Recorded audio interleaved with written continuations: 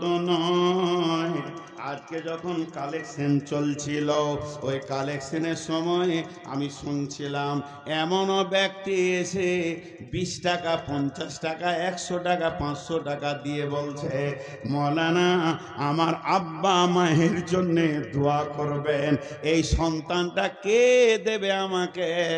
কাঁঠাল গাছ দেবে না, এটা পৃথিবীর কোনো জমি দেবে না, আম গাছ থেকে পাবো না।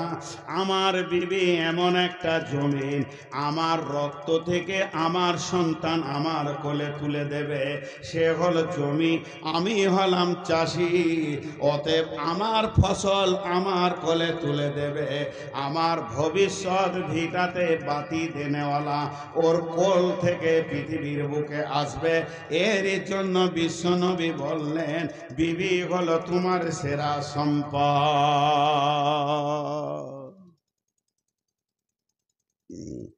বিবি সেরা সম্পদ। এখানে খানিক তর্ক করব, একটু সাইকোলজিস্টের দিকে যাব। তো 3টে জিনিস মেয়েদের বলে দেয়া হলো। মেয়েরা মেয়ে, মন মানসিকতা তো মেয়ে, আর মেয়েরা হলো উর্বর জমি, আর মেয়েরা হলো সম্পদ। জি, উর্বর জমির যে গুণটা আছে মেয়েদের ভিতরে, সেই গুণটা আছে। আপনারা যারা কৃষক চাষি মানুষ, খালি একটু সাউন্ড দেন সবাই। কোনো জমি যদি 12 মাস পানিতে ডুবে থাকে ফসল হবে, আর কোনো জমি যদি 12 মাস শুকিয়ে থাকে তো ফসল হবে। সময়ে পানি থাকবে, সময়ে পানি থাকবে না, এটাই হলো উর্বর জমি। আপনি মাঠে আলু লাগান, পেঁয়াজ লাগান, সরষে লাগান, গম লাগান, জও লাগান, পাম্প মেশিন দিয়ে তাকে পানি দিতে হয়, পাটাতে হয়, আবার শুকাতে হয়, আবার দিতে হয়। কিন্তু আপনার খাটে যে জমিটা আছে উর্বর জমি, ওই জমিতে আপনাকে পাম্প মেশিন লাগে না। আল্লাহ তাবারাক ওয়া তাআলা প্রতি মাসে একবার করে পানি আনে আর পানি বন্ধ করে দেয়। এর থেকে উর্বর জমি আর কি হতে পারে? আল্লাহ তাবারাক ওয়া তাআলা এমনি কোনো কথা বলেননি।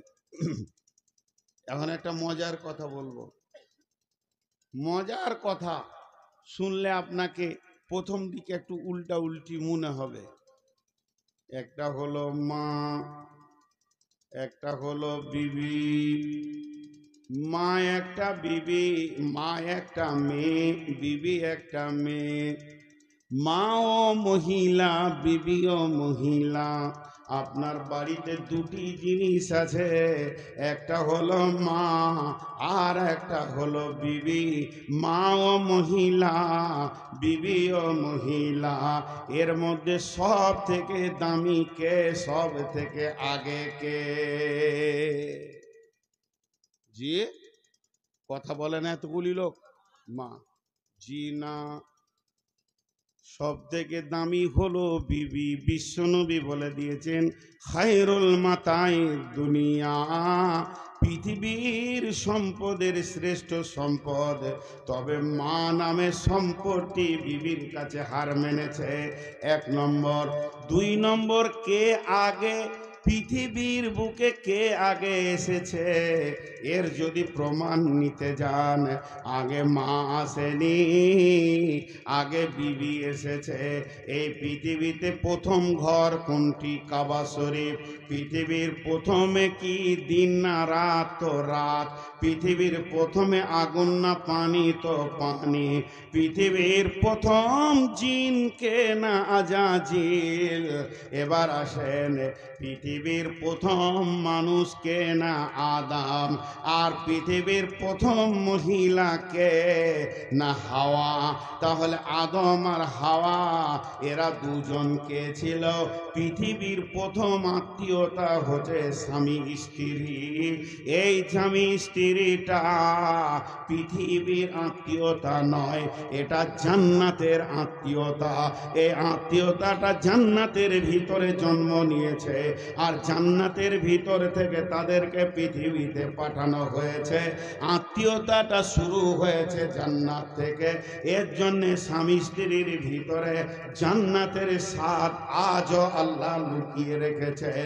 স্বামী স্ত্রীর কাছ থেকে সেন্ট পায়, স্ত্রী স্বামীর কাছ থেকে আনন্দ পায়, সেন্ট পায়। আল্লাহ কোরআনে পরিষ্কার ক্লিয়ার করে দিয়েছে। অতএব পৃথিবী প্রথম শুরু হয়েছে স্বামী স্ত্রীকে দিয়ে। আল্লাহ কোরআনে বলছেন, বিসমিল্লাহির রহমানির রহিম, ইয়া আইয়ুহান নাসু তাকু রাব্বাকুমুল্লাযী খালাকাকুম মিন নাফসিন ওয়াহিদাতিন ওয়া খালাকা মিনহা যাওজাহা। এখানে বলেনি যে ওর মা হয়েছে, ওয়া খালাকা মিনহা যাওজাহা ওয়া বাসা মিনহুমা রিজালান কাসীরান ওয়ান নিসা। এরপরে সারা পৃথিবীটা নারী আর পুরুষে ভরে গেছে। একমাত্র স্বামী স্ত্রী পৃথিবীতে প্রথম এসেছিল বলে এতগুলি আত্মীয়কে জন্ম দিল। তাহলে স্বামী স্ত্রীর পেট থেকে কে বের হলো? মা হলো, আব্বা হলো, ভাই হলো, বোন হলো, নানা হলো, নানি হলো, দাদা হলো, দাদি হলো, ফুপি হলো, চাচা হলো, মামা, খালা। পৃথিবীর বুকে যত আত্মীয়তা আছে এর শুরু হয়েছে স্বামী স্ত্রীকে দিয়ে। এবং স্বামী স্ত্রীর আত্মীয়তাটা পৃথিবীর বুকে হয়নি, এটা জান্নাতের বন্ধন। এর জন্য আমার আল্লাহ বলছেন যে এর ভিতরে সব থেকে বড় আনন্দ লুকানো আছে। একজন আর একজনের সঙ্গে যখন মাখামাখি করবে তখন তারা কি পাবে শুনে লাও, মাওয়াদ্দাতাও ওয়া রাহমা। সেখানে চয়ন সুকুন পাবে এবং শান্তি বিরাজ করবে দুইজনকে। এটা আমার আল্লাহর ভাষা। অতএব স্ত্রী হলো সর্বপ্রথমে, তারপরে মা পৃথিবীতে এসেছে। আমাকে শেষ পর্যন্ত বলতে দেন, ভাবিয়েন না যে মাকে ছোট করছি, ওর যুক্তি আছে আলাদা, আমি দিয়ে দিব। পৃথিবী প্রথম আসলো স্ত্রী। বিশ্বনবীকে মসজিদ নববীর ভিতরে, সমাজের ভিতরে, সাহাবীদের ভিতরে প্রশ্ন করা হচ্ছে, ইয়া রাসূলুল্লাহ, সর্বে আপনার সব থেকে নিকট মানুষটার নাম বলেন। আল্লাহ নবী বললেন আয়েশা। সাহাবীরা বললেন রাসূলুল্লাহ 2 নম্বরে কে? তিনি বললেন আয়েশা। নবীজি বললেন, সাহাবীরা বললেন ইয়া রাসূলুল্লাহ 3 নম্বরে একটা পুরুষের নাম বলেন, কে আপনার প্রিয়? বিশ্ব নবী বললেন আয়েশার আব্বা। উনি তো জানতেন আবু বকর নাম, তারপরও বিবির নামটা মুখ থেকে যেছে না। প্রথমবারও বিবির নাম, দ্বিতীয়বারও বিবির নাম, তৃতীয়বার প্রশ্ন করা হলো ইয়া রাসূলুল্লাহ পুরুষের নাম বলেন। নবীজি বললেন আয়েশার আব্বা। অতএব বিবির একটা আপার লেভেলের সম্মান রয়েছে।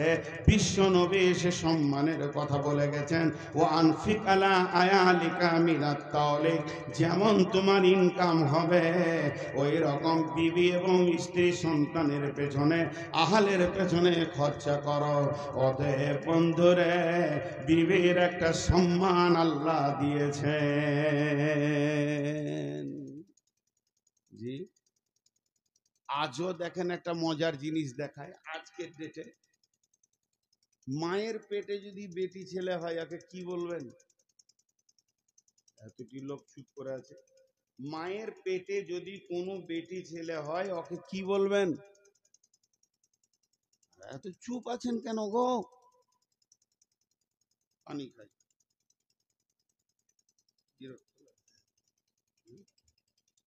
বোতলটা ফের কত চিকনে, পানি খেতে মন দিয়েছে না বোতলটা দেখে।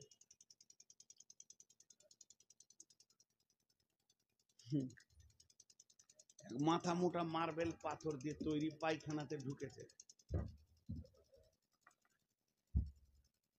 মার্বেল পাথর দিয়ে তৈরি পায়খানাতে ঢুকেছে, হুট করে বেরিয়ে এলো। বলছে মার্বেল দেখে হাগা বার হয় না, এত চকচকে জায়গায় পায়খানা করবো কি করে রে? জি, তো আপনাদেরকে যখন ছোট দুটি কথা জিজ্ঞেস করবো একটু উত্তর দিয়েন ভাই। আজও বিবির মায়ের পেটে যদি দুটা বেটি ছেলে হয় তাদেরকে কি বলবো? বোন। আর বিবির পেটে যদি বেটি ছেলে হয় মা বলাও ডাকা যাবে। তার মানে আজও রানী বিবি নামে মেশিনটা মায়ের জন্ম দিতে পারে, মায়ের জন্ম দিতে পারে। অবহেলা করছি আমরা। এই কথাগুলো বলছি এর পেছনে কারণ আছে। চলেন একটা ফিলোজফি বলবো, এটা না বুখারি না মুসলিম না হাদিস না কোরআন, কোরআনের আয়াতকে দিয়ে মারেফাতের তথ্য থেকে একটা কথা বলবো আপনাদেরকে। তবে এটা বলবেন না যে হাদিসের নাম্বারটা বলে দেন।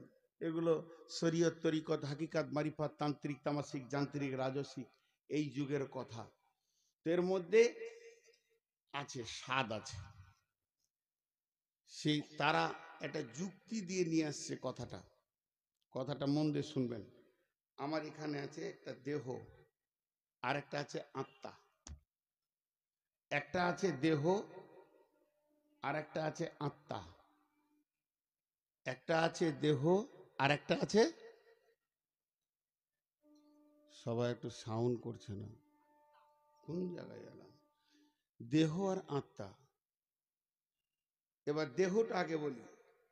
দেহ তৈরি হয়েছে দুনিয়ার মাটি থেকে, দেহ ধ্বংস হবে মাটিতে, দেহের খাবার আছে মাটিতে, দেহের রোগ হলে ওষুধ আছে মাটিতে, ভেজাল মিটে গেল।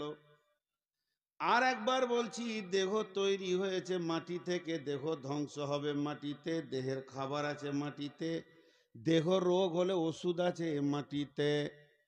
পৃথিবীর যত শাক সবজি ফল ফ্রুট দুইটা মেশিনে ঢুকেছে।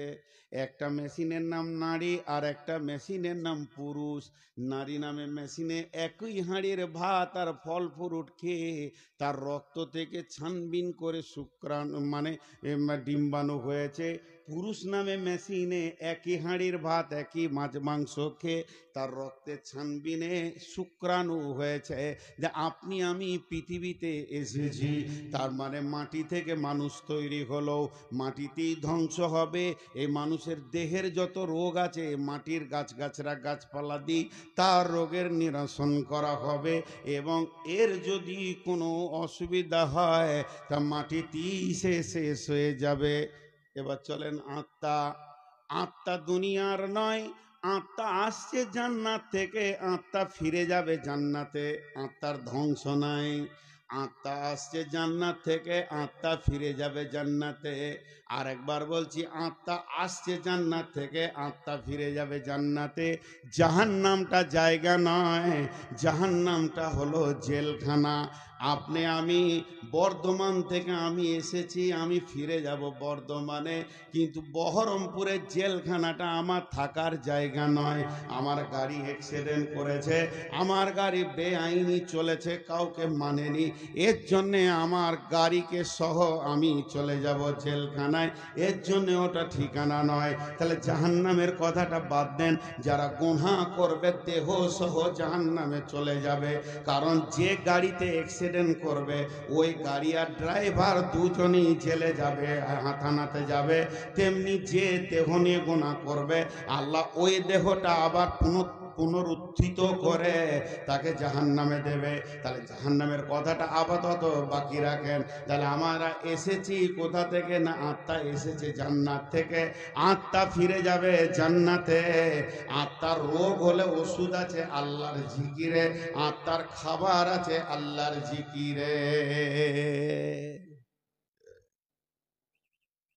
এবার যে কথাটা এক কথাই বলবো, বুঝলেন? দেহের ধ্বংস আছে, আত্মার ধ্বংস নাই। বাস এটা যদি বুঝলেন, মা আর বিবি পার্থক্য করে নেবেন।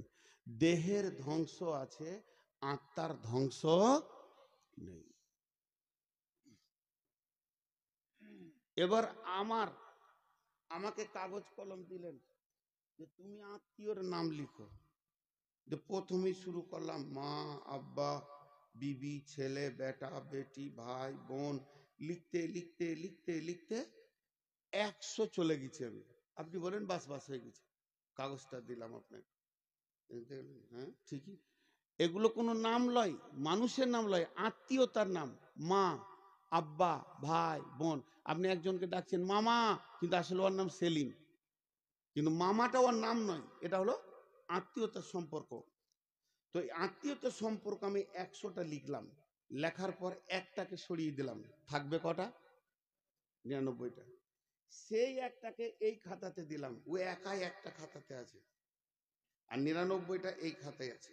বোঝার চেষ্টা করেন, এই খাতায় আছে একটা, এইটাই আছে 99।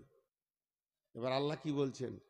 এই 99টা তোর দেহের সঙ্গে সম্পর্ক, একটা শুধু তোর আত্মার সঙ্গে সম্পর্ক। যেটা তোর আত্মার সঙ্গে সম্পর্ক ওইটা হলো তোর বিবি। এবার বলেন, দেহের যেমন ধ্বংস আছে, এই আত্মীয়তাগুলো সব ধ্বংস হয়ে যাবে, কিছুই থাকবে না।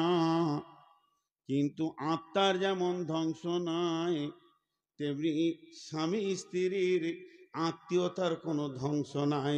বিবি হলো কত দামি মানুষ, এটা ধ্বংস হবে না, তবে একটা জায়গায় গিয়ে কিছুটা গরমিল হয়ে যাবে। সেটা শুনেলেন, কিয়ামতের মাঠটা এমন একটা জায়গা, সেখানে মানুষ পেরেশান থাকবে। ইয়াউমা ইয়াফিরুল মারউ মিন আখিহি ওয়া উম্মিহি ওয়া আবিহি ওয়া সাহিবাতিহি ওয়া বানি। সেখানে স্বামী স্ত্রী ছেলে মেয়ে বাপ বেটা কোনো পরিচয় থাকবে না। জাহান্নামে যখন দাও দাও দাও দাও করে জ্বলবে, তখনও কোনো পরিচয় থাকবে না, নিজেকে নিয়ে পেরেশান হয়ে যাবে। তাহলে কিয়ামতটার জাহান্নামটা মায়ের খাতায় রেখে দেন, কিন্তু জান্নাত হলো শান্তির জায়গা, সেখানে তো পেরেশান নাই।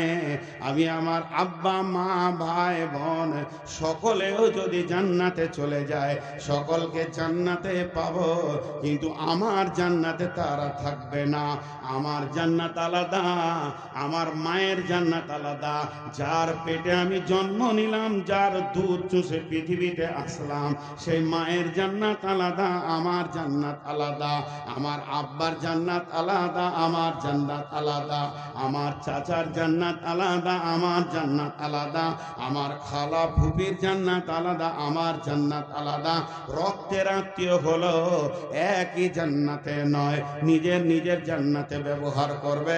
আর আমার রব স্বামী স্ত্রী সম্পর্কটাকে কত মধুর মনে করে নিয়েছেন। এরা দুজনই মধ্যে একজন যদি জান্নাতি হয় আর একজন না হয়, এটা ভিন্ন কথা। আমি বলেছি কোনো কারণে ভিন্ন কথা, তাকে জান্নাতি বউ দেওয়া হবে কিংবা জান্নাতি স্বামী দেওয়া হবে। আর নিজস্ব স্বামী স্ত্রী যদি জান্নাতি হয়ে যায়, আমার রব এদের জান্নাত আলাদা করবে না, এদের দুইজনকে জান্নাতে একই খাটে শোয়াবে। তাহলে এটা কত মধুর সম্পর্ক, হ্যাঁ? লোক বুঝে না। এবার আল্লাহ আয়াতে কি বলছেন, আয়াতটা শুনেলেন, ওমিন আয়াতিহি আন খালাকা লাকুম মিন আনফুসিকুম আজওয়াজা।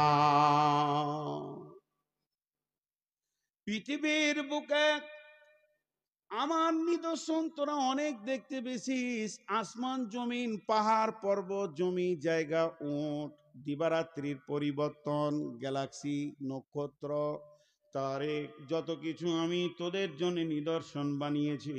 এই নিদর্শনগুলো তোরা দেখ আর দেখতে থাক, তোর রবের পরিচয় পেয়ে যাবি।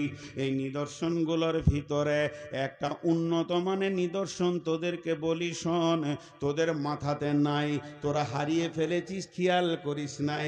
সেই নিদর্শনটা কি? যে আমি তোর বিবিকে তোর আত্মা সম্পৃক্ত থেকে বানিয়েছি। আজওয়াজান লিতাসকুনু ইলাইহা, তার কাছে যাবি তোর হৃদয়টা তোর ঠান্ডা হয়ে যাবে, কলিজাটা তোর ঠান্ডা হয়ে যাবে। লিতাসকুনু ইলাইহা ওয়া জাআলা বাইনাকুম মাওয়াদ্দাতা ওয়া রাহমা, তোরা একে অপরে যখন মাখামাখি করবি, তখন তোদের ভিতরে শান্তি বর্ষণ হবে। আল্লাহ তোদের পরস্পর দুইজনকে আনন্দ দান করবে। করবে। শুধু এটাই নয়, আমার রব পৃথিবীর বিজ্ঞানীর দিকে আঙ্গুল তুলে চ্যালেঞ্জ ছুড়ে দিয়েছে, ইন্না ফি যালিকা লাআয়াতিল লিকাউমিন ইয়াতাফাক্কারুন। এটা হলো পৃথিবীর গবেষকদের জন্য একটা নিদর্শন। তোরা কত বড় বিজ্ঞানী হয়েছিস, একজন অপরজনের জন্য কেন পাগল, এই জায়গাটা খুঁজে বের করে দিতে পাবি না। স্বামীর স্ত্রী কি স্বাদ পায়, আর স্ত্রীর কাছে স্বামী কতটা পরিমাণে স্বাদ পায়, কি আনন্দ পায়, এটা জবান দিয়ে তোরা পরিষ্কার বহির প্রকাশ করতে পারবি না। অতএব আমি রব দুইজনকে আত্মা সম্পৃক্ত থেকে বানিয়েছি, এবং ওই বেঁকা পাসলি হাড্ডি যেটা বাম সাইডে রয়েছে, ডান হাতে খাও, ডান হাতে দাও, ডান হাতে তুমি মুসাফা করো, ডান দিক থেকে পরিবেশ করো, ডান হাতে পান করো। বাম হাতটাকে এত গুরুত্ব দেওয়া হলো না কেন? উজু ডান হাত দিয়ে শুরু করো, প্রথমে ডান দিকে নাও, প্রথমে ডানটা ব্যবহার করো। আর যখন বিবির কথা বলছেন আল্লাহ, তো বাম পানের পাঁচলিটাকে কেন বলছেন? এটা বাম বলার কারণ হচ্ছে, দেখেন আপনার দিলের স্পন্দন, যেটা আপনার হৃৎপিণ্ড, যেটা আপনার স্পন্দন দিচ্ছে, সেটা বাম সাইডে আছে। আর ওই দিল, আত্মা, মহব্বত আর ওইখানে হাড্ডির পাসলি, এগুলো গায়ে লেগে আছে। আমার রব বলছে, তোর বিবি হলো তোর দিলের কাছের মানুষ, হৃদয়ের মানুষ, মনের মানুষ। সব সময় তাকে তুই কোলে জড়িয়ে রাখবে, তোর কাছে রাখবে, মহব্বতের সঙ্গে রাখবে। এই বলতেন আল্লাহ যে চ্যালেঞ্জ ছুড়েছেন আপনার কিনা বৈজ্ঞানিকদেরকে, একটি বার তোরা বলে দে এরা একে অপরে কোন আনন্দ খুঁজে পায়। জি, কটা বাজলো? দিন তো পেরিয়ে গেল। কি সব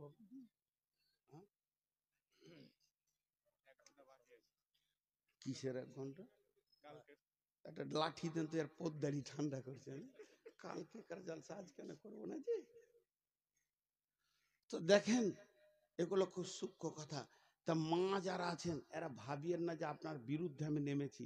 অবশ্যই মা, মায়ের মিশাল মা, মা বিকল্প জিনিস, এর বিকল্প কিছুই নেই। শেষকালে একটা কথা বলবো, আজকে দাম্পত্য কথা বলছি বলে মাটাকে যে আমি খালি করে দিচ্ছি তা নয়, বলবো শেষকালে, ওটা না বললে আধরা থেকে যাবে।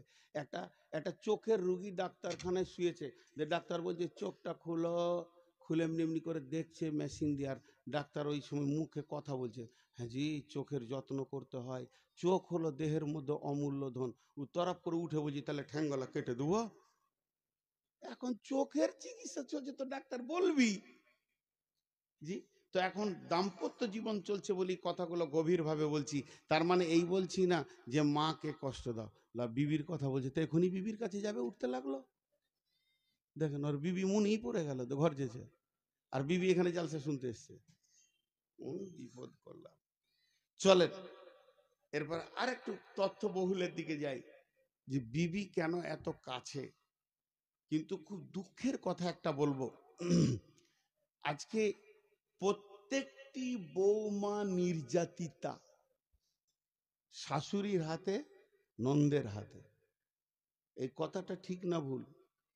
প্রত্যেকটি বৌমা নির্যাতিতা অবস্থায় আছে, র্যাগিং চলছে। কে করছে? শাশুড়ি আর বউ, মানে নন্দে।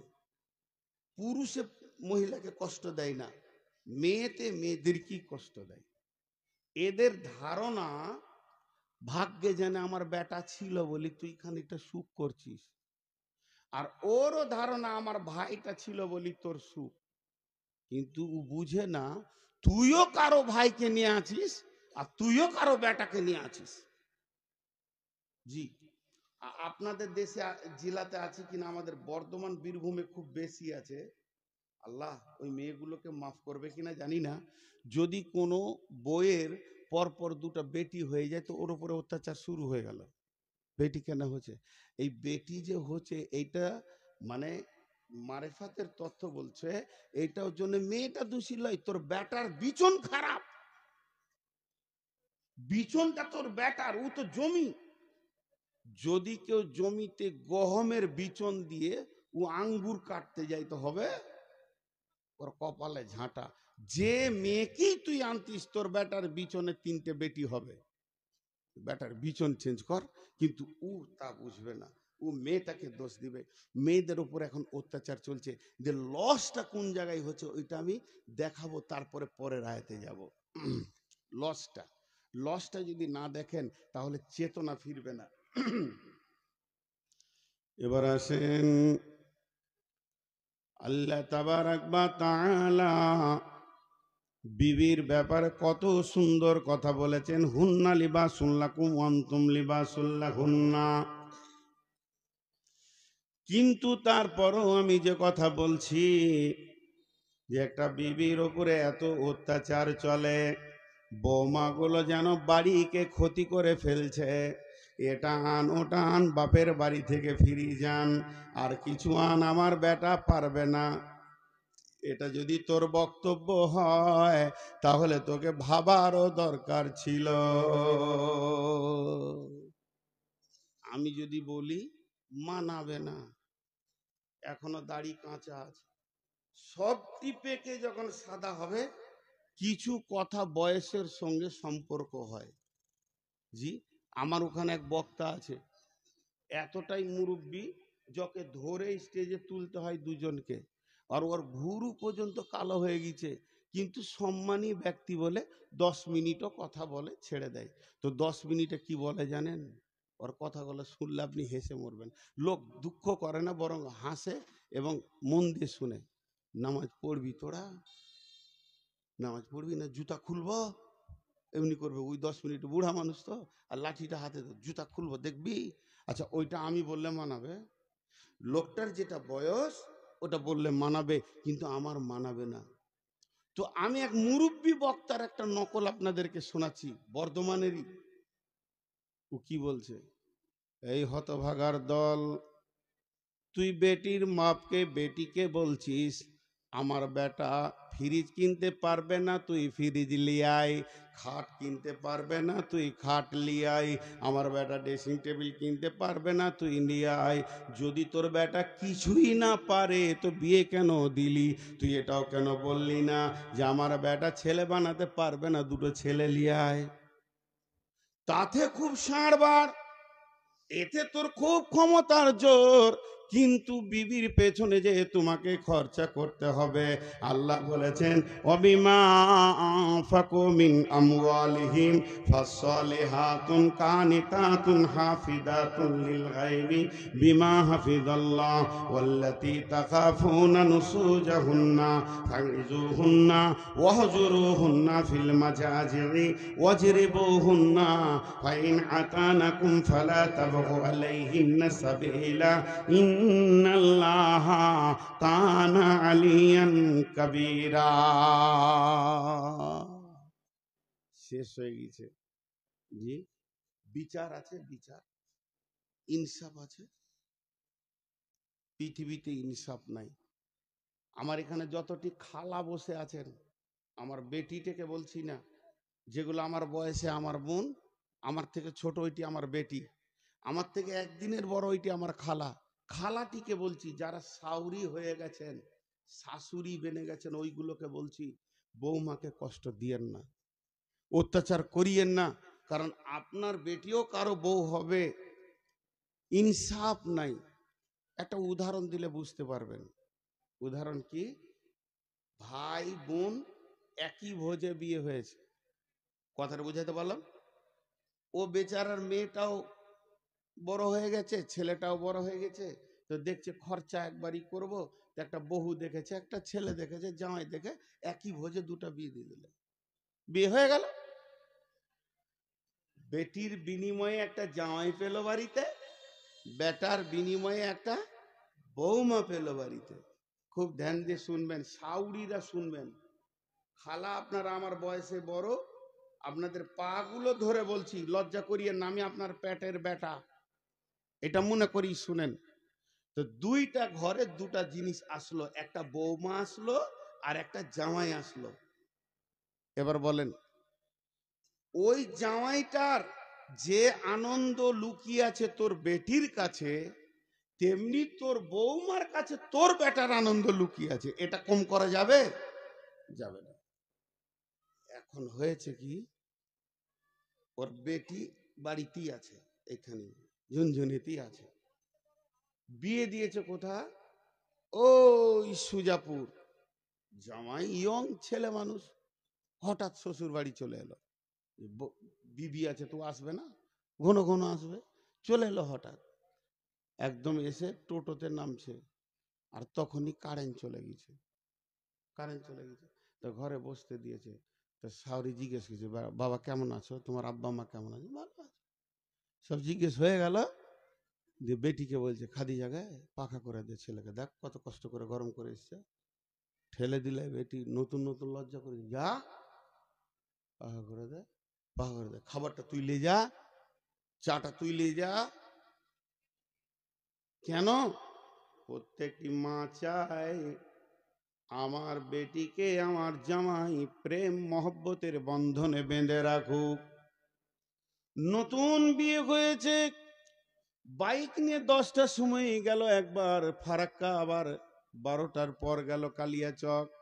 জোহরের সময় আরাম করে আসরের সময় আবার বলছে চল কালিয়াচক যাব। নতুন বিবি, নতুন বাইক, শুধু যেন আনন্দের ফুর্তিতে দৌড়ছে। আর ওই খালা পাড়াতে বলে বেড়াচ্ছে, বোন গে জামাই একটা পেয়েছি, আমার বেটি ছাড়া সে কিছুই বোঝে না। সব সময় আমার বেটি 3 দিন থেকে গেলে সে 2বার আসবে। শুধু তাই নয়, আমার বেটি যদি বলে একটা টিপ নিব, কিংবা একটা ঠোঁট পালিশ নিব, গাল পালিশ নিব, ও নিজে আনবে না, বেটিকে সঙ্গে নিয়ে হাঁটবে। কলিজা ঠান্ডা হয়ে গেছে বোন, তোদের দোয়া ছিল, জামাই পেয়েছি কলছান্ডা। এরপরে হলো কি, বেটাকে বাপ পাঠিয়েছে, যা কাজ করতে হবে, মাঠে যা, বাগানে যা, এতটা কাজ আছে। কিন্তু তার কি কাজে মন বসছে? তারও নতুন বউ বাড়িতে আছে। সে কতক্ষণে ভাবছে হাবিবার মুখ দেখব, কারণ তারও বিয়ে হয়েছে ধুলিয়ানে। ওই রকম বউটা তার ঘরে রয়েছে। মাঠে থেকে হোক, বাগান থেকে হোক, 3-4 ঘন্টা 10 ঘন্টা বউকে দেখতে পায়নি। ক্লান্ত শ্লান্ত হয়ে যখন বাড়ি ঢুকছে, তখন বেলা 1:30 বাজে। মা পাখাটা নিয়ে এসে বলছে, আহারে বেটা তোর কত কষ্ট হলো। বেটাকে মা পাখা করছে, আর বউকে বলছে তাড়াতাড়ি তরকারিটা করেলে বেটা খাবে। কিন্তু আসলে মা বুঝলো না শান্তিটা কার কাছে লুকানো আছে। আল্লাহ কোরআনে বলছে শান্তিটা লুকানো আছে তার বিবির কাছে, অতএব তাকে আসতে দিচ্ছে না। যখন কাছাকাছি হয়েছে সমস্ত কাজ সেরে, তখন হাবিবা বলছে, ও আমার প্রিয় স্বামী রে, তুমি যখন ঘাম ঝরিয়ে 1:30টার সময় ঢুকলে, তো আমার হৃদয়টা উতল পাতল করছিল, একটু পাখা করে দেব। শুধু তোমার মায়ের ভয়ে আমি আসতে পারিনি।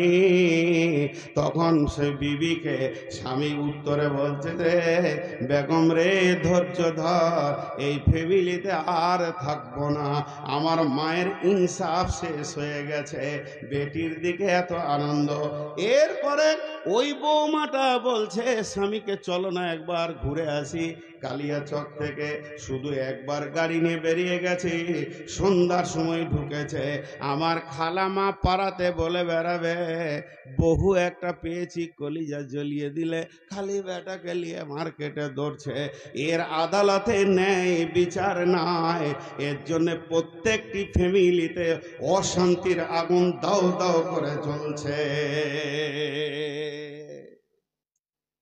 বাপ মাকে দেখতে চাইছে না ছেলেরা, কেন? তাদের আদালতে ন্যায় বিচার না থাকার কারণে। যেমন তার মেয়েকে নিয়ে ঘুরলে তার জামাই কলিজা ঠান্ডা হয়, তো অমনি এদেরকেও সুযোগ দাও খালামা।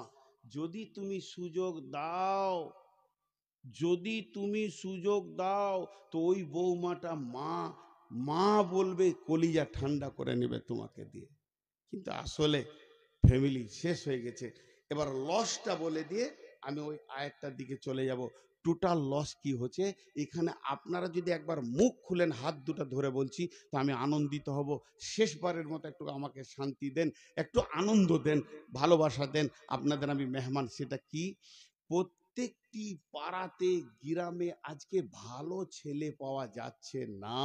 তার মেন কারণ হচ্ছে আপনি যে জমি থেকে ফসল নেবেন, নিয়ত করেছেন একটা 4 বিঘা আছে, এটাতে আমি আলু নিব, এটাতে আমি গম নিব, এটাতে আমি পেঁয়াজ নিব, এটাতে আমি কফি নিব, এটাতে আমি টমেটো নিব, এটা আমি পাতকপি নিব। যখন আপনি দামি দামি ফসলের চিন্তা করবেন, তখন সেই জমিটার প্রতি যত্নবান হতে হবে। তাকে সার, রাসায়নিক সার, চাষ, নিরান, দুবড়ি মারা, সমস্ত রকম চিন্তা আপনাকে রাখতে হবে। আর ওকে সুন্দর করে মাটিগুলোকে ফুলিয়ে রাখতে হবে। আপনি যা চাইবেন তাই পাবেন। যদি আপনি মনে করেন যে আমি একটা বৌমা নিয়ে এসেছি, আমার ফ্যামিলিতে মৌলানা নিব, মুফতি নিব, মহাদ্দিস নিব, মাদানি নিব, আপনি কিনা সাইকুল হাদিস নিব, ডাক্তার নিব, মাস্টার নিব, তাহলে বৌমাকে কষ্ট দিয়েন না। ওর মানসিকতার কষ্ট যদি হয়, ওর পেট থেকে ভালো ছেলে হওয়ার আশা ছেড়ে দেন। ওর পেট থেকে ভালো আশা পাওয়ার ছেলে রাসূলুল্লাহ সাল্লাল্লাহু আলাইহি ওয়াসাল্লামের ফায়সালা দিয়ে দিয়েছে। মা যদি বেঈমান হয় তো ছেলে বেঈমান হয়ে যাবে। ইফেক্ট এত বেশি পড়বে। হ্যাঁ ভাই, আজকে আমি একটা আমার ছেলের জন্য বৌমা নিয়ে আসছি। প্রথম দিন সে মেয়ে, বেটি ছেলে, বিয়ে পড়িয়ে দিলে নাম হয়ে যাবে বৌমা।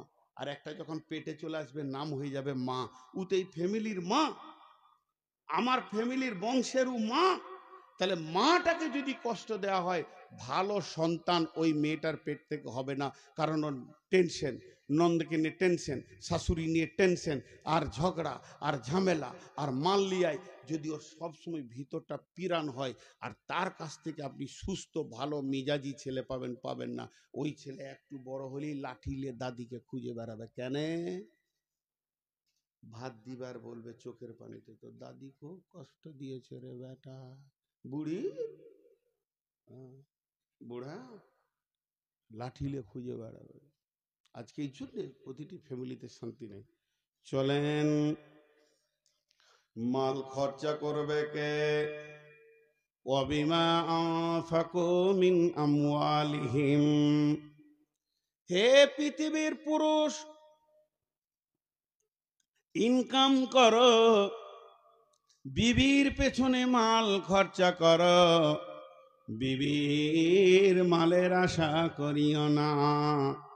যারা শ্বশুরের মালের, বিবির মালের আশা করে, তাদের মতো দ্রোহ ভিখিরি পৃথিবীর বুকে কেউ নাই। আল্লাহর নবী বলছেন, মেয়েটা যখন তুমি আনবে তো মহারানা আদায় করো। আর আল্লাহ বলছেন, ওই মেয়েটার পেছনে সারা জীবন তুমি চিকিৎসা, খাওয়া, কাপড়, মন্য, বস্ত্র, চিকিৎসার পেছনে তুমি খরচা করো। তাহলে একদিকে নবীজি বললেন তুমি মহারানা দিয়ে মালটা আনো, আর একদিকে বললেন আল্লাহ যে তার পেছনে খরচা করো। তাহলে দুইজন মহান ব্যক্তি, একজন মাবুদ আর একজন ব্যক্তি, একজন মহান ব্যক্তি আর একজন মাবুদ, যিনি ওয়াহদাহু লা শারীক, আমাদেরকে প্রসেসিং দিলে যে বউ আনার সময় দুইটি কাজ তুমি চিন্তা করো। আমাদের চিন্তাটা উল্টা, আমরা টাকা লিব, বলিব। আল্লাহ বলছে চল ঘরের ভিতরে অশান্তি ভরে দিব। জি ভাই, সিলিং ফ্যান দেখেছে? আহা, সিলিং ফ্যান দেখে না এখানকার লোক। কি দুঃখের বিষয়, কত মাল নিয়ে বেড়াবো ট্রাকে জালসা করতে গেলে। একবার হ্যাঁ না বলছে না রে ভাই। হ্যাঁ, একজন বলছে, এগুলো জালসার গল্প আর কি, যে এই খুঁটি থেকে এ পর্যন্ত দড়ি টেনে দাও তো। যে দড়ি টেনে দিয়েছে, যে বলছে যতটি বইয়ের কথা শুনে এই দিকে থাক, আর যে শুনে না সেই দিকে থাক। সবটি ওই দিকে চলে গেছে, বইয়ের কথা সবাই শুনে। একজন একা আছে, তোকে বলছে আই তোকে মুসাফা করি। তোকেই দেখে আমার কলিজে ঠান্ডা হলো। বাকি সব বইয়ের কথা শুনে বলছে হুজুর তা লয়, আমার খুব জ্বর, শরীর খারাপ। তা আপনি এসছেন যে নূর মোহাম্মদের জালসা শোনার জিদ ধরে নিলাম। ছাড়ে না বাড়িতে যে তোমার শরীর খারাপ, যেও না। তো বিবি শেষকালে বলে যেদিকে ভিড় হবে ওইদিকে যেও না। ও আবার 1 নম্বর বউ মানলে তাহলে সবটি জিরো হয়ে গেল রে। হুম। আর একজনের চোখ মুজে জালসা শুরু করেছে, এমনি করে খালি সুর চালিয়েছে, চোখ খুলে দেখছে কেউ নাই, খালি একজন দাঁড়িয়ে আছে। 200 শ্রোতা যত ছিল নারী পুরুষ সব ঘর চলে গেছে, ওর বায়ান খুলে চোখ খুলে দেখছে একজন আছে। বলছে তুই মনে হয় আমার জালসাটা বুঝেছিস, একবার মুসাফা করি। আর কেউ বুঝেনি, সব গাধাটি ঘর গেছে। ও তখন বলছে তা লয়, চেয়ারটা আমাদের, মা বলেছে চেয়ার না নিয়ে হলে মারবো তোকে, ওই জ্বালাতে দাঁড়িয়ে আছি। এ তো হতভাগার কপাল। তা আপনাদেরকে কি বিবিরা বাড়িতে বলেছে যে মুখ খুলবি না নূর মোহাম্মদের সামনে? মুখ যদি খুলিস তাহলে হলো, বলেছে কে? আরে হ্যাঁ না বলে না? তো বলে নাই তো মুখ খুলছেন না কেন? জি এতটি বেটা ছেলে বসে আছেন তো। জি একজনের ঘরে সাপ ঢুকে গেছে, সাপ। তো লাফিয়ে খাটে উঠেছে, দেবো যে একটা বেটা ছেলে ডাক্তারে, সাপটা মারতে হবে।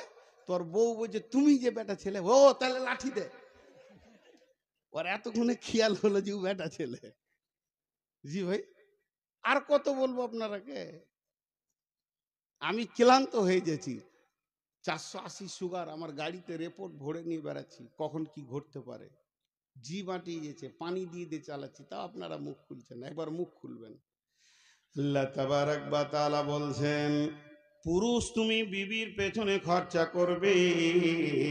তারপরে আবার মেয়েদেরকে বলছেন, ফাসসালিহাতুন কানিতাতুন হাফিজাতুন লিল গায়বি বিমা হাফিজাল্লাহ। ও নারীকল মা আমার, বোন আমার, বেটি আমার, যদি কোনো বৌমা আমার এখানে রয়েছেন, যারা আমার বৌমায়ের বয়সে বৌমা আর বেটি, এদেরকে বিশেষ করে আমি একটা ওসিয়ত করছি, যদি তোমরা মনে করো যে আমরা যে ফ্যামিলিতে থাকবো, যে এলাকায় থাকবো, যে বস্তিতে থাকবো, আমি ভালো বৌমা হব, আমাকে নিয়ে শ্বশুর শাশুড়ি স্বামী আনন্দ পাবে, এবং আমার আল্লাহ আমার ওপরে খুশি হবে, আমার আল্লাহ খুশি হয়ে আমাকে জান্নাতের মেহমান বানাবে, তো আমার রব বলছে তোমার ভিতরে 3টি গুণ নিয়ে এসো। ফাসসালিহাতুন কানিতাতুন হাফিজাতুন লিল গায়বি বিমা হাফিজাল্লাহ। 1 নম্বরে সলিহা হও, 2 নম্বরে কানিতা হও, আর 3 নম্বরে হাফেজা হয়ে যাও। যদি কোনো মেয়ের ভিতরে 3টি গুণ থাকে রে বেটি আমার, ও আমার বৌমা, তা আল্লাহ তোমাকে দুনিয়া এবং আখেরাতে সুখী করবে।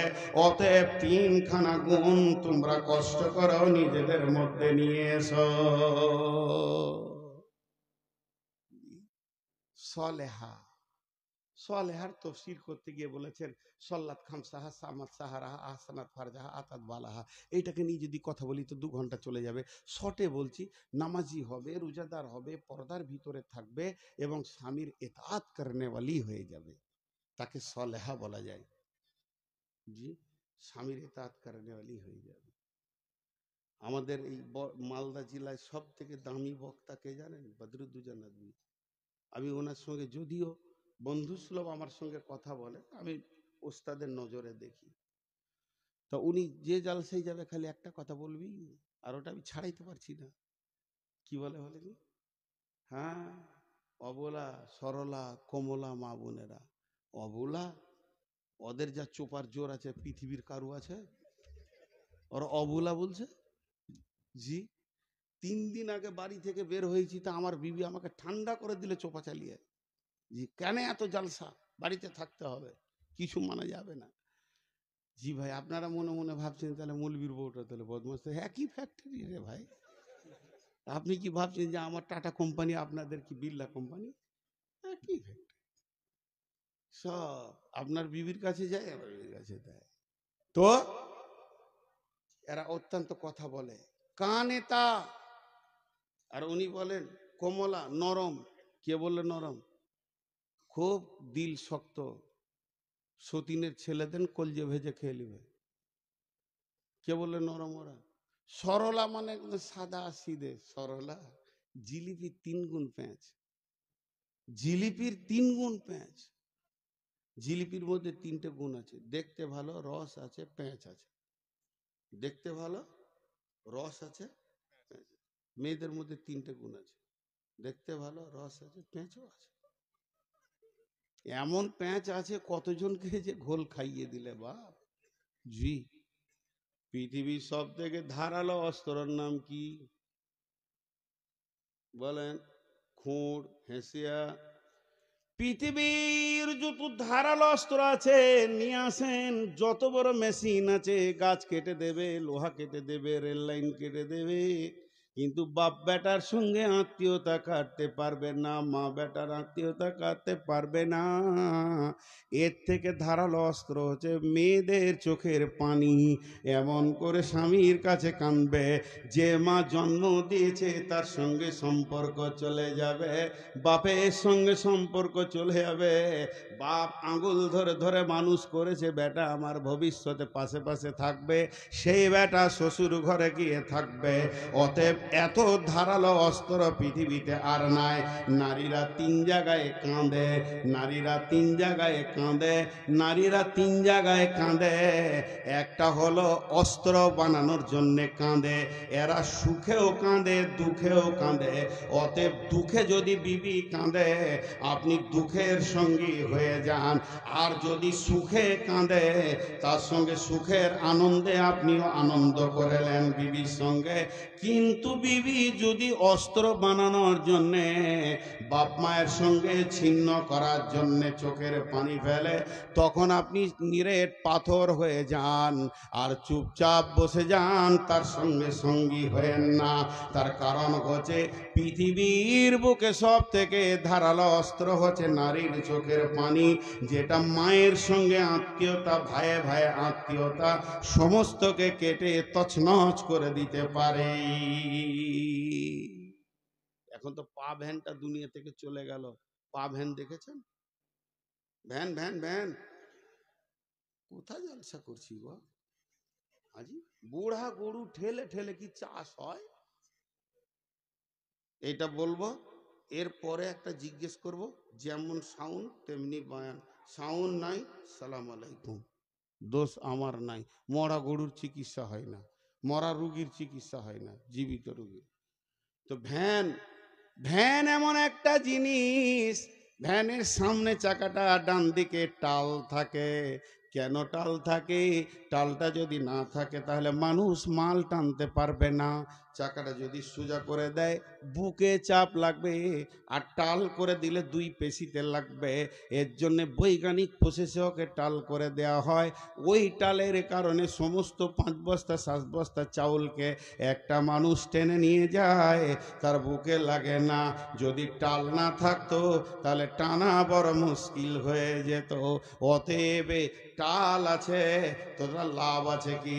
যদি আপনি ভালো ড্রাইভার হন তাহলে 1 নম্বর আপনি চেপে আনন্দ পাবেন, 2 নম্বরে একটা জায়গা থেকে আর একটা জায়গা চলে যাবেন, 3 নম্বরে আপনার মালগুলি ভ্যান নিয়ে চলে যাবে।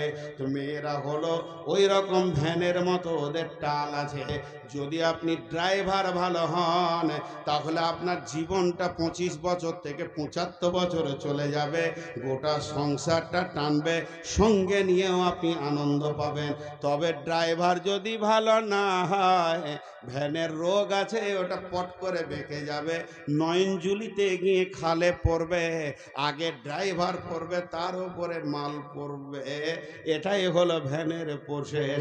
তেমনি বন্ধুরে আমার, ঠিক মতো বিবিকে যদি চালাতে না পারো, নয়নজুলিতে পড়বে মানে বাপের বাড়ি ছেড়ে শ্বশুর বাড়িতে বাসা বাঁধবে, আর তোমার ঘাড়ে চেপেও নেতৃত্ব করবে, তোমাকে বাড়ির রাখাল বানাবে। অতএব এদেরকে চালাতে গেলে সুন্দর ড্রাইভার হতে হবে। এর জন্য আল্লাহর নবী ইত্তাকু শব্দ ব্যবহার করেছেন আল্লাহ, আর 3খানা আয়াতকে তুলে দিয়েছেন, ইত্তাকু ইত্তাকু ইত্তাকু। যখন কোনো ছেলে বিয়ে করতে আসে তাকে 3খানা আয়াত শোনানো হয়, আর প্রত্যেকটা আয়াতের প্রথম শব্দ হলো ইত্তাকু, ইয়া আইয়ুহান নাসু ইত্তাকু, ইয়া আইয়ুহাল্লাযী আইয়ুহাল্লাযীনা আমানুত্তাকু, ইয়া আইয়ুহাল্লাযীনা আমানুত্তাকু, ইত্তাকু মানে ভয় করো, ভয় করো, ভয় করো। তুমি আজকে যে মালটা নিতে এসেছো এর ব্যাপারে সতর্কতা অবলম্বন করো। এই আয়াত তিনটে যদি দাম্পত্য জীবনকে সামনে রেখে তর্জমা করা যায়, দাম্পত্য সুখ শান্তি সব ওই তিনটে আয়াতে ঢোকানো আছে। অতএব আমার আল্লাহ বলছেন ভয় করো, ভয় করো, ভয় করো। এত ভয়ানক জিনিস, যেমন আপনি আপনার বেটাকে মোটর বাইক কিনে দিবেন, কিন্তু হাতে দেওয়ার সময় বলবেন বেটা ভয় করিস, এটা বড় খতরনাক। চেপে আরাম আছে, এক জায়গা থেকে আর এক জায়গায় চলে যাবে বাবা, কিন্তু অ্যাক্সিডেন্ট হলে তোকে হিন্দুস্তান ছেড়ে কবরস্থান যেতে হবে। তেমনি নারী এমন জিনিস, আনন্দ আছে সঙ্গে নিয়ে আনন্দ আছে, কিন্তু ভয় আছে। যদি ঠিক মতো চালাতে না পারেন, বাপের মুখে লাত মেরে, মাকে লাত মেরে জাহান্নাম নিজে যাবে, আপনাকে নিয়ে যাবে। অতএব আমার আল্লাহ এই তিনটে আয়াতে ইত্তাকু রেখেছেন। আর আমার নবী কোরআন থেকে দাম্পত্য জীবনের শুরুতে একটা নতুন জামাইকে বউ দেওয়ার আগে তিনটি আয়াত শোনাতে বলছেন, যাতে করে তার ভিতরে ভয় ভীতি হয়ে যায়। মায়ের কথাটা শেষ বলে দিই, একটা শব্দ বলবো, আজকে মা বাপের বক্তব্য নয় বলি বলবো না, আপনাদের মায়ের প্রতি হয়তো দুর্বল আসবে। মা নারাজ থাকলে জান্নাত পাবেন না, মা করলে আল্লাহ নারাজ হয়ে যাবে, শেষ কথা।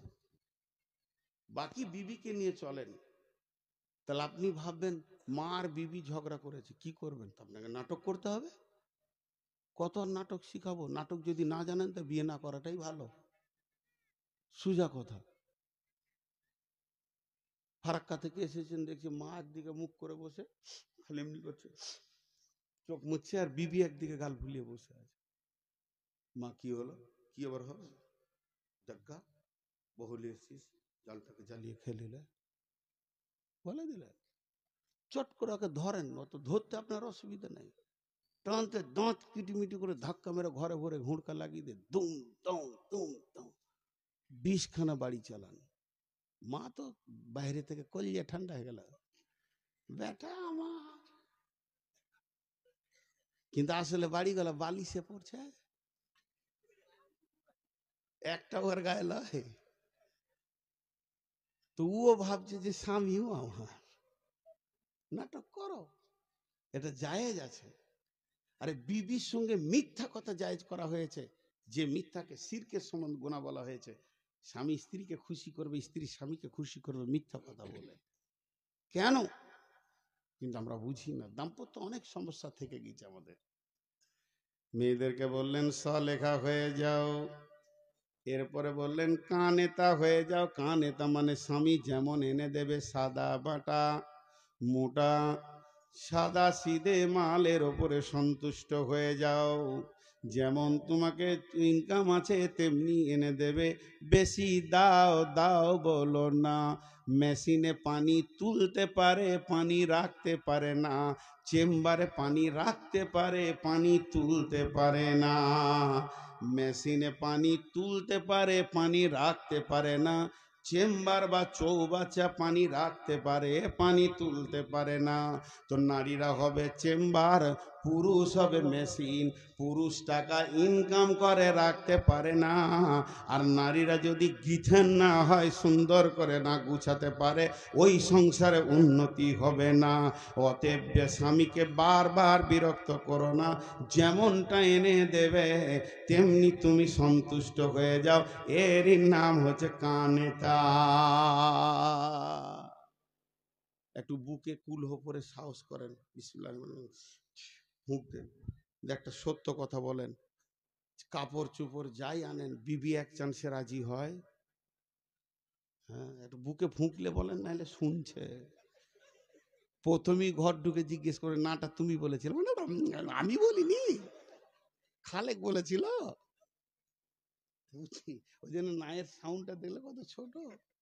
এক চান্সে রাজি হয় না। মা বোনেরা শুনছেন? আর আল্লাহ বলছে রাজি হয়ে যাও, এক চান্সে রাজি হয়ে যাও। শুধু রাজি হবে না,